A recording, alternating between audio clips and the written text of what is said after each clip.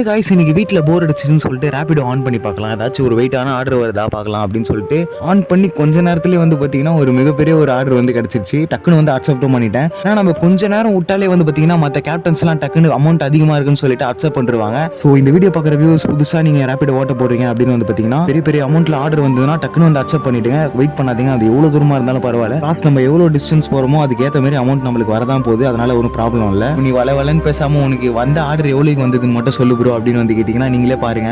Just ஒரே ஒரு ride தான் கைஸ், 320 ரூபாய் வந்து நம்மளுக்கு ஏர்னிங்ஸ் வந்திருக்கு. ஒரே ஒரு டிஸ்அட்வான்டேஜ் என்னன்னு வந்து கேட்டீங்கன்னா இந்த ரைடுக்கு வந்து நம்மளுக்கு வந்து டிப்ஸ் வந்து கிடைக்கல. ஏன்னா வந்து இது அவங்களுக்கு புக் பண்ணும் போது கொஞ்சம் அமௌண்ட் கம்மியாக காமிச்சிருக்கு, அதுக்கப்புறம் அதிகமாக காமிச்சிருக்கு. ஸோ அதனால வந்து அவங்க நம்மளுக்கு டிப்ஸ் வந்து தரல. டெலிவரி பண்ணிட்டு வந்த கிலோமீட்டருக்கும் இந்த அமௌண்ட்டுக்கும் பார்த்தீங்கன்னா நிறைய டிஃபரன்ஸ் இருக்கு. ஏன்னா வந்து 27 கிலோமீட்டருக்கு 320 ரூபாய் வந்து பெரிய அமௌண்ட் தான். பிகினிங்ல எனக்கும் கொலாப்ஸாக தான் இருந்தது. போக போக தான் நானும் கற்றுக்கினேன் எந்தெந்த ஆர்டர் செலக்ட் பண்ணணும், இதெல்லாம் செலக்ட் பண்ணக்கூடாது அப்படின்னு சொல்லிட்டு. சரி காய்ஸ், நெக்ஸ்ட் வீடியோவில் பார்க்கலாம். பாய்.